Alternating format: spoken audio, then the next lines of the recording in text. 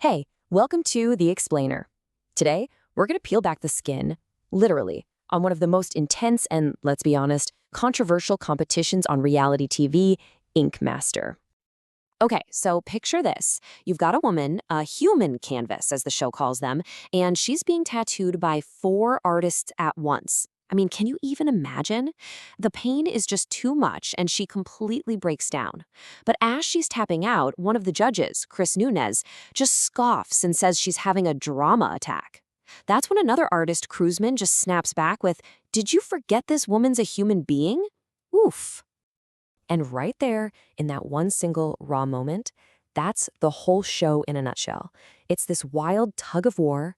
On one side, you have this genuine search for the absolute best tattoo artist in the country, a true test of artistry. And on the other side, it's just a brutal, cutthroat competition where human skin becomes the battlefield. And yeah, pain is definitely part of the game plan. So let's really get into it. To understand all that drama, you've got to first understand just how intense this competition actually is. What does it really take to become the Ink Master?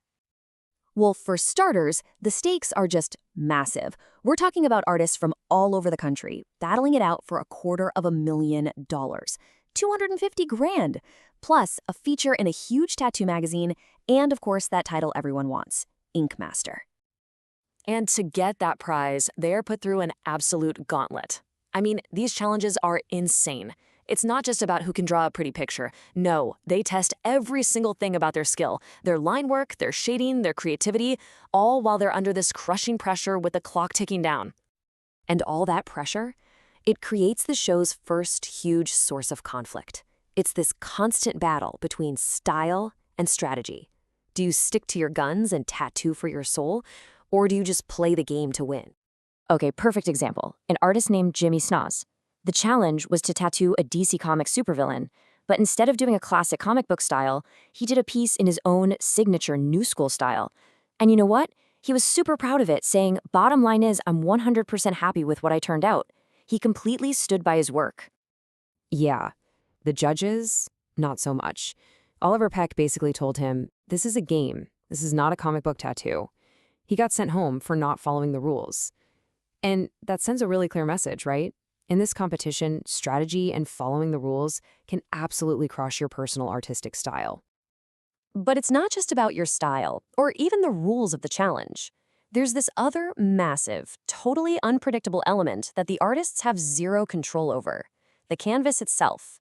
And in this case, the canvas is a person who can fight back. Oh yeah. The show loves to throw these artists right into the fire. They're forced to tattoo some of the most difficult and painful spots you can imagine. We're talking throats, heads, right down the spine, even on really tough spots like over scar tissue or on loose skin after someone's lost a ton of weight. So what happens when that skin has a mind of its own? Because that's the real kicker. These canvases aren't just sitting there quietly. They can be super picky, they might change their idea at the very last minute. Sometimes their skin just won't take the ink right. And of course, sometimes they just can't handle the pain, which means the artist might have to turn in a tattoo that's not even finished. Talk about chaos. And all of this, it all builds up to the show's biggest controversy. This is where we have to ask the really tough question. When does this stop being entertaining TV and start becoming, well, exploitation? Is there an ethical line? And is the show crossing it? Let's talk about the skull picks. This is a huge part of the strategy. Basically, artists get to assign canvases and challenges to each other. So what happens? They'll deliberately give their biggest rival the most difficult client, or a style they know they're terrible at. Think about that. You're pretty much dooming a real person to get a bad permanent tattoo, all for the sake of game strategy. And that right there is the heart of the whole controversy. A lot of fans and critics point out that in the hunt for good TV drama, the show kind of forgets that the canvases are actual human beings who feel pain. It starts to feel less about creating amazing art and more about watching people crack under pressure, you know? The actual well-being of the person getting tattooed almost seems to take a back seat. Which brings us to the final permanent reality check. This is what really separates Ink Master from almost any other competition show out there.